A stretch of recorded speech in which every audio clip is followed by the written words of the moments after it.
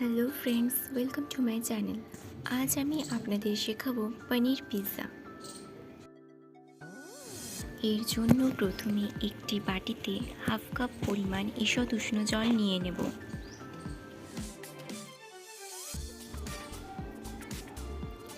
এরপর দিয়ে দেব 1 চামচ চিনি ও হাফ চামচ ড্রাই ইস্ট।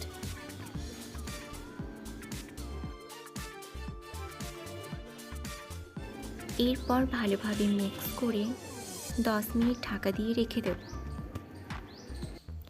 যাতে ইস্ট অ্যাক্টিভেট হয়। এরপর একটি জায়গাতে 2 কাপ পরিমাণ ময়দা নিয়ে নেব।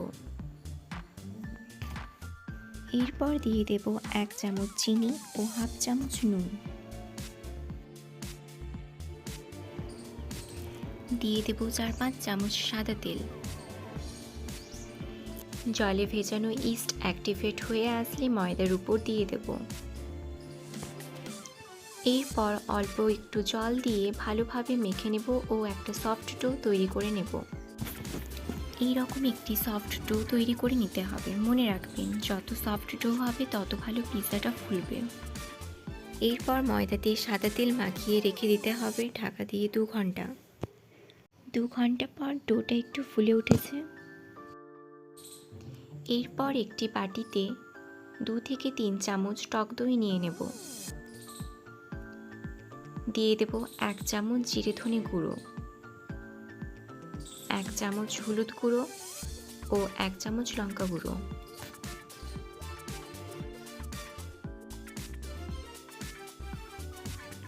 দিয়ে দেব পরিমাণ মতো নুন, 1 চামচ আদা রসুন এবং কাঁচা লঙ্কা বাটা। এরপর পনির টুকরোগুলো দিয়ে ভালোভাবে মিক্স করে নেব। আপনারা চাইলে প্রথমে মশলাটা ফেটিয়ে নিয়ে তারপর পনির দিতে পারেন। এরপর একটি জায়গাতে সাদা তেল মাখিয়ে নেব। এরপর থালায় বা প্লেটে ওই ডোটা নিয়ে স্প্রেড করে দেব। এরপর একটি কাঁটা চামচ দিয়ে এইভাবে অসংখ্য ছিদ্র করে দিতে হবে।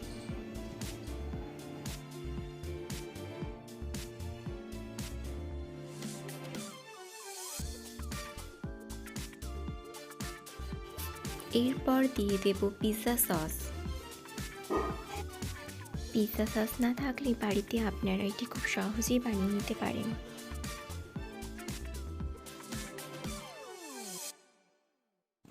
এরপর দিয়ে দেব পনিরের মিশ্রণটা।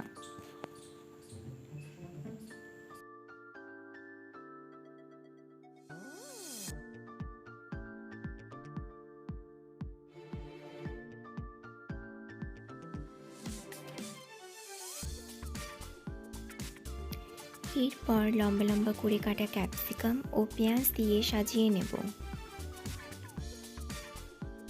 উপর থেকে চিলি ফ্লেক্স ছড়িয়ে দেব। দিয়ে দেব গ্রেট করা চিজ।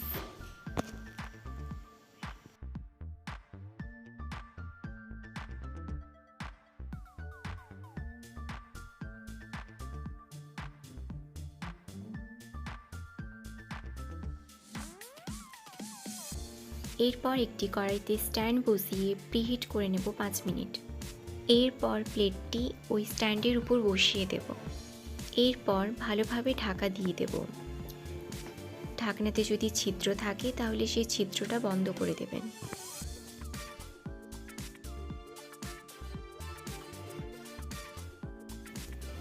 একদম লো ফ্লেমে আমি 10 মিনিট পিৎজাটা রাখবো।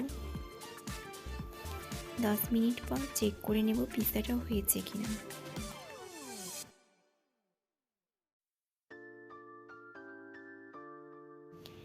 10 মিনিট পর তৈরি হয়ে গেছে আমার পনির পিৎজা। পিৎজাটা ভালোভাবে দেখলেই আপনারা বুঝবেন কতটা ফুলেছে। পিৎজা বানাতে সবার কিন্তু একই সময় লাগে না, এটি ডিপেন্ড করছে যে জায়গায় আপনি বানাচ্ছেন তার উপর। তবে অবশ্যই আপনারা লো ফ্লেমে করবেন, না হলে পিৎজার নিচ দিকটা পুড়ে যেতে পারে। আপনারা এটা আজই বানিয়ে ফেলুন এবং আমাকে কমেন্ট করে জানান কেমন হয়েছে।